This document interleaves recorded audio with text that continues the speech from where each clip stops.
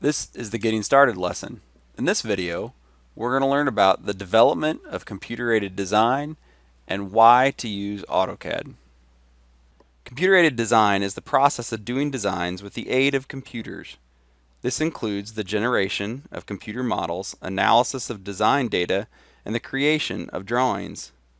AutoCAD is a computer-aided design or CAD software developed by Autodesk. The AutoCAD software is a tool that can be used for design and drafting activities. The two-dimensional and three-dimensional models created in AutoCAD can be transferred to other computer programs for further analysis and testing. The computer models can also be used in manufacturing equipment such as machining centers, lathes, mills, or rapid prototyping machines to manufacture the product. The rapid changes in the field of computer-aided engineering, or CAE, have brought exciting advances in industry. Recent advances have made the long-sought goal of reducing design time, producing prototypes faster, and achieving higher product quality closer to reality. Now, let's talk about the development of computer geometric modeling. Computer-aided design is a relatively new technology, and its rapid expansion in the last 50 years is truly amazing. The first generation CAD programs, developed in the 1950s, were mostly non-interactive. CAD users were required to create program codes to generate the desired two-dimensional geometric shapes.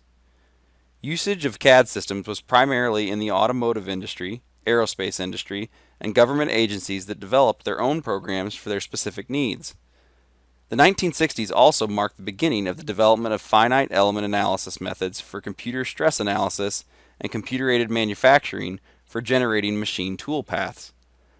The 1970s are generally viewed as the years of the most significant progress in the development of computer hardware, namely the invention and development of microprocessors. CAD technology quickly expanded from very simple computer-aided drafting to very complex computer-aided design. The developments of surface modeling and solid modeling technology were taking shape by the late 1970s, but the high cost of computer hardware and programming slowed the development of such technology.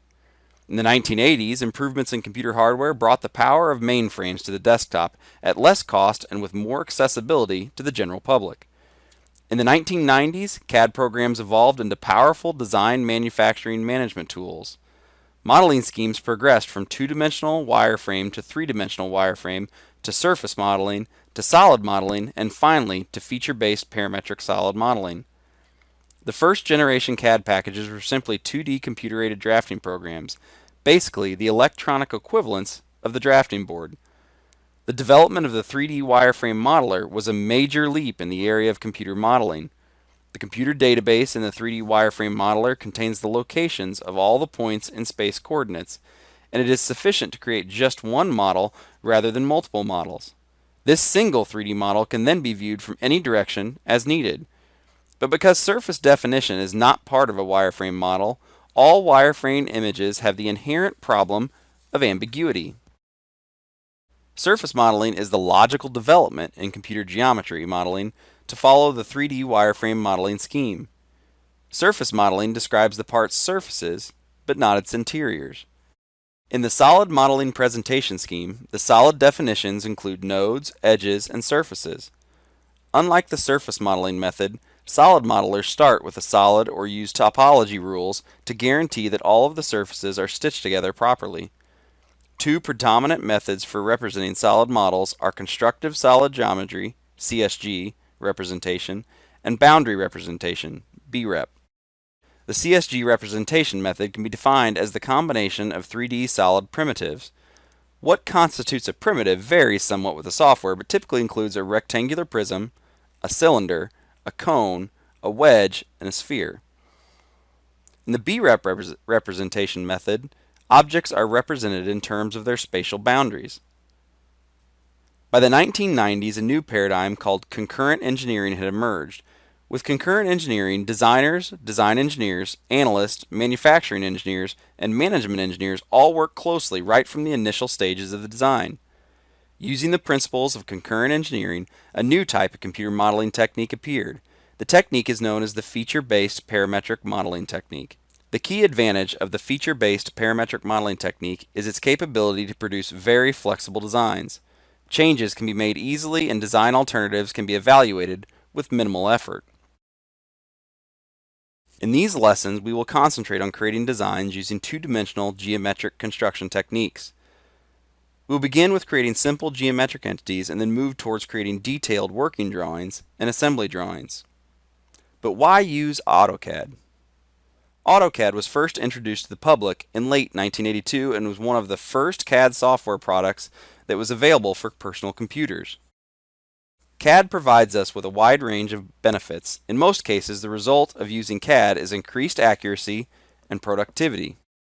With CAD systems, the tedious drafting and detailing tasks are simplified through the use of many of the CAD geometric construction tools such as grids, snap, trim, and auto dimensioning.